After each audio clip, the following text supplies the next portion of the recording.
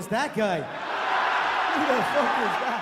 성공적으로 복귀를 할 수 있을지도 모르겠고 만약 그렇다고 하더라도 우리가 알던 퍼포먼스를 보일 수 있을지도 장담을 할 수가 없습니다. 하지만 코너 맥그리거가 패더급 역대 최강의 선수 중 하나인 것을 부정할 수는 없겠죠. UFC가 배출한 역대 최고의 스타인 코너 맥그리거의 인기에는 분명 그만한 이유가 있습니다. 전성기의 카리스마는 말할 것도 없고 독보적인 캐릭터일 뿐만이 아니라 실력으로 팬들의 기대를 100% 충족시켰기 때문이죠. 맥그리거의 UFC 커리어는 패더급 시절과 그 이후로 나눌 수 있을 텐데 패더급에서는 7연승을 달리며 10년간 왕좌를 지켰던 조제 알도를 13초 만에 넉아웃시키며 패더급 2대 챔프에 등극했고 이후엔 7전 3승 4패로 기록만으로 따진다면 평범한 전적의 선수가 됐다고 볼 수도 있습니다. 뭐 어찌됐든 맥스 할로웨이, 더스틴 포일에, 챗 맨데스와 조제 알도까지 잡은 패더급 시절의 맥그리거에 의심을 품을 이유는 없을 것 같습니다. 스타일로 봤을 때 맥그리거는 브리매치, 데니스 시버, 브랜다운의 알도와 같이 단신의 스트라이커, 특히 오소독스에게 정말 강한 선수인데 가장 큰 이유는 킥이 좋고 훌륭한 푸더크로 거리 유지를 잘한 상태에서 상대가 거리 안으로 들어왔을 때 빠지며 받아줄 무기가 있기 때문입니다. 마크스 브리매지전을 보면 경기가 시작하자마자 브리매지가 거리를 죽이며 앞손으로 밀고 들어왔습니다. 상대의 라이트의 뒤로 빠지는 것은 코너가 가장 좋아하는 거리이고 레프트 카운터는 가장 좋아하는 무기이죠. 여기서 보면 레프트가 맞긴 했지만 레프트를 낸 후에 빠지는 코너를 브리매지가 라이트로 쭉 밀고 따라 들어오는 것을 볼 수 있고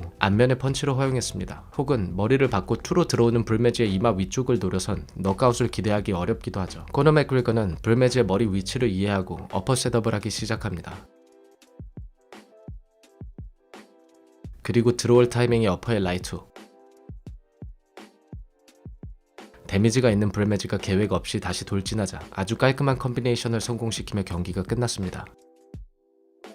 데니스 시버전을 보면 자신의 레프트에 걸은 시버의 펀치가 닿는 것을 확인한 이후에 바로 예상을 하고 피해주는 모습을 볼퍼를 받고 왔기 때문에 결과적으로 효율이 아주 좋았습니다. 이처럼 코너 맥그리거는 단순 레프트가 좋은 선수일 뿐만이 아니라 파이트 IQ가 아주 높은 선수라고 생각하는데 상대를 피니쉬 시킬 무기 자체는 아주 많은 선수가 아닙니다. 웬만하면 레프트로 해결하는 스타일로 이 말은 즉 맥그리거가 던지는 대부분의 공격들은 레프트를 셋업하기 위함이라는 거죠. 맥그리거가 레프트를 셋업하기 위해 가장 잘 사용해주던 무기는 킥입니다. 전성기의 맥그리거는 레그킥, 사이드킥, 스냅핑 딥 등 다양한 킥으로 거리에서 이점을 가져갔는데 킥이 맥그리거의 경기의 중요한 부분을 차지한 이유는 상대를 밀어주며 또 자신의 레프트가 닿을 수 있도록 자신의 오른쪽에 상대를 위치시키기 위함입니다. 라운드하우스 킥은 맥그리거가 가장 자주 사용하는 킥으로 일단 상대의 거리로부터 비교적 안전하게 킥을 낼 수 있다는 장점이 있습니다. 그리고 특히 오소독스를 상대로 아주 높은 효율을 내는데 데니스 시버, 브랜다운, 챗 맨데스전에서 모두 케이지 사이드에서 상대가 빠지는 길을 강요하기 위한 용도로 사용됐고 아주 단적으로 세로니전의 피니쉬 장면을 보면 이해가 쉬울 것 같습니다. 이처럼 맥그리거의 레프트가 높은 효율을 낼 수 있는 이유는 상대를 자신의 레프트 각에 위치시키는 능력과 케이지 커팅에 있다고 생각합니다. 맥그리거는 상대를 가둬주는 능력이 아주 좋은 선수로 할로웨이전이나 맨데스전을 보면 상대가 빠져나가려고 할 때 잽싸게 오른쪽으로 따라 붙으며 이스케이프할 공간을 주지 않는 모습을 볼 수 있습니다. 맥그리거의 다른 킥들은 네이트 디아즈와의 2차전에서 재미를 많이 본 레그킥도 있고 여럿 있지만 레프트 얘기를 하는 관계로 딥킥에 관한 얘기를 하지 않을 수 없을 것 같습니다. 맥그리거는 자신이 좋아하는 거리가 깨졌을 때 화려한 상체 움직임으로 공격을 흘려주는 유형의 선수는 아닙니다. 자로 잰 듯한 거리 싸움과 어찌 보면 스티븐 톰슨과 같이 직선적인 가라테 특유의 움직임을 최대한 살려주기 때문에 상체 움직임이 뛰어나다고는 할 수 없을 것 같고 자신의 레프트가 빗나갔을 때나 탄력을 통해 거리 안으로 크게 치고 나오는 라이트 오버핸드의 안면을 허용하는 모습을 자주 보이기도 합니다. 맷집 자체가 나쁜 편도 아닌데다가 스탠스의 이점으로 보통 중심이 뒤에 빠져있기 때문에 그나마 데미지를 죽일 수 있긴 합니다. 이 얘기를 다르게 해석해보자면 맥그리거는 자신의 타격 거리가 깨졌을 때 불편해한다는 것이기도 한데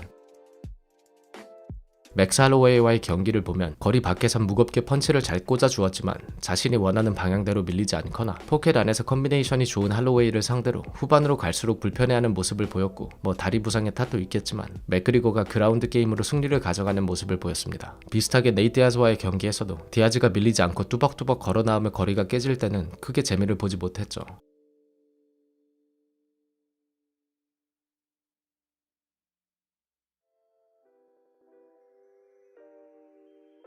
킥과 더불어 맥그리거의 가장 큰 셋업은 앞손에 있습니다. 맥그리거는 손이 정말 무거운 선수로 하드펀처들은 주먹이 큰 경우가 많죠. 알렉스 페헤이라, 토니 퍼거슨, 스티페 미오치치 모두 주먹이 굉장히 큰 편에 속하고 또 뒷손 스트레이트가 좋은 선수들은 뒷손 그 자체보다 앞손에 주의를 기울여야 할 필요가 있습니다. 스트레이트를 맞춘다는 것은 다른 게 아니라 거리를 정확히 잴 수 있다는 의미죠. 맥그리거를 보면 자신이 압박을 할 땐 정말 짜증이 날 정도로 앞손이 계속 상대의 얼굴 코앞에 위치하여 시야를 가려줍니다. 일단 주먹이 묵직하기 때문에 때문에 잽에도 데미지가 있을 수밖에 없고 상대가 들어오면 푸더크를 통해 뒤로 빠져주기도 수월할 뿐 아니라 뒷손이 닿을 거리를 감각적으로 재기에도 효율적입니다. 혹은 자신의 앞손을 길게 뻗어 상대의 앞손 트래핑을 정말 잘해주는데 알바레즈와의 경기를 보면 경기 내내 알바레즈가 앞손을 걷어주지 못하고 불편해하는 모습을 볼 수 있죠. 결국 앞손 때문에 거리가 잡히지 않자 답답한 알바레즈가 뒷손으로 조급하게 밀고 들어올 때 미리 빠져 슬립의 카운터로 경기를 가져갔다 해도 과언이 아닙니다. 이처럼 맥그리거와 같은 경우 장점이 아주 뚜렷한 선수입니다. 자신이 있어하고 강한 영역에서는 경기가 원하는 대로 아주 잘 풀리죠. 하지만 장점이 뚜렷한 대신 약점 역시 아주 강조가 되는 파이터인데 맥그리거의 대표적인 약점은 스탠스라고 생각합니다. 사이드 스텝이 아니라 앞뒤로의 직선적인 푸더크가 좋은 맥그리거는 톰슨과 비슷하게 와이드 스탠스로 서줍니다. 와이드 스탠스는 빠르게 거리 밖으로 벗어날 수 있고 뒷발의 위치가 중심을 받을 수 있는 곳에 위치하기 때문에 뒷손이 강력하다는 장점이 있지만 그만큼 킥에 취약할 수밖에 없겠죠. 게다가 최근 많은 선수들이 정강이를 차주는 카프킥이 유행을 하기 시작하며 내구력이 좋지 못하고 킥 체크가 없는 맥그리거의 기동력은 장기적으로 봤을 때 죽어버릴 수밖에 없습니다. 맥그리거는 다리 부상이 커리어 내내 있었던 선수로 알바레즈와의 경기를 보면 인사이드를 경기 시작부터 허용하는 것을 확인할 수 있는데 알바레즈의 파이트 IQ가 좋지 않았기에 망정이지 다리에 데미지가 쌓였다면 경기 양상은 우리가 아는 것보다 조금은 달라질 수 있지 않았을까 생각합니다. 또 기동력이 죽어버린 코너 맥그리거는 왜 반쪽짜리 파이터냐라고 한다면 맥그리거의 고질적인 라이트 오버핸드의 안면이 노출된다는 습관 때문이라고 생각합니다. 맥그리거는 안면 허용을 보기보다 많이 하는 편으로 많은 선수들이 라이트 오버핸드로 맥그리거의 안면을 잘 찾아냈습니다. 보통은 백스텝으로 빠져주지만 스텝이 엉키고 기동력이 죽는다면 온전히 데미지가 들어갈 수밖에 없겠죠. 하이라이트로 가장 많이 부각되는 장면은 하빕과의 경기일 텐데 레그킥과 더불어 맥그리거의 두 번째 공략법 그래플링과도 직접적인 연관이 있습니다. 기본적으로 맥그리거는 태클 디펜스가 나쁜 선수가 아닙니다. 반칙이 꽤나 많긴 했어도 하빕의 커리어에 그나마 디펜스를 잘 해준 선수라고 생각하는데 맥그리거의 태클 디펜스가 썩 괜찮은 이유는 상대와의 거리를 앞손과 스탠스를 통해 멀게 잡기 때문일 겁니다. 이런 식의 거리를 통한 디펜스는 아데사냐와도 좀 비슷한 느낌이 듭니다. 아무튼 그렇기 때문에 맥그리거를 눕혀놓기 위해선 펀치를 통해 시선을 분산시켜 주거나 하빕이나 챈들러와 같이 빠르고 끝까지 밀고 갈 수 있는 드라이브 능력이 있어야 합니다. 이제부터는 코너의 스타일이나 테크닉과는 관계없이 제 개인적인 의견이니 그냥 흘려 들으셔도 될 것 같은데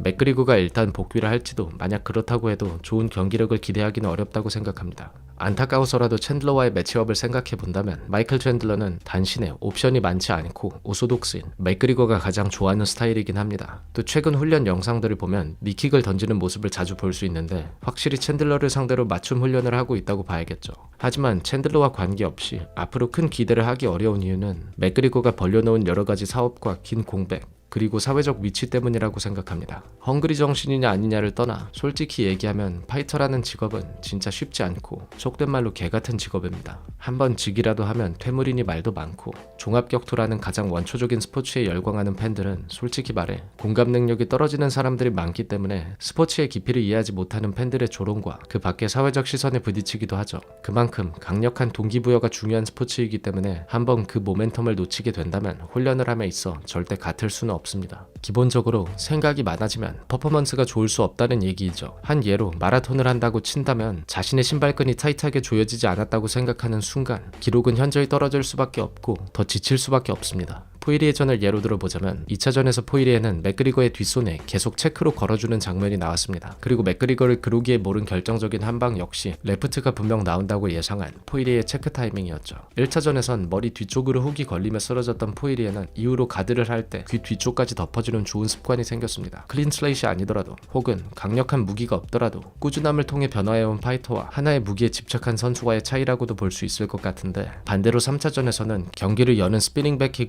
1차전과 비슷하게 나왔다는 점, 또 킥을 많이 섞어줬다는 점에서 옛날의 자신으로 돌아간다면 충분히 이길 수 있다는 나름의 의식이 있었던 것 같습니다. 하지만 결과적으로 부상을 제외하더라도 경기가 어느 정도는 말리고 있었죠. 스스로에 대한 확신이 예전만 하지 못하기 때문에 좋은 퍼포먼스가 나올 가능성이 굉장히 낮다고 생각합니다. 하지만 사실 맥그리거가 더 이상 증명할 이유가 없는 것 역시 사실입니다. 충분히 고점을 찍었던 파이터이기도 하고 MMA에 대한 사회적 인식 변화에 핵이 있었다는 점은 절대로 지지를 받아 마땅하죠. 게다가 현재의 위치에서도 경기를 계속 뛰고 싶다고 하는 모습을 보면 분명 이 스포츠에 대한 사랑도 있는 것 같고요. 다만 좀 불만인 점은 경기를 하면 한다 아니면 안 한다 데드라인이라도 좀 줬으면 좋겠습니다. 저 맥그리거를 좋아하는 또 싫어하는 팬들 그리고 챈들러를 위해서라도 말이죠. 그럼 분석 시청해주셔서 감사합니다.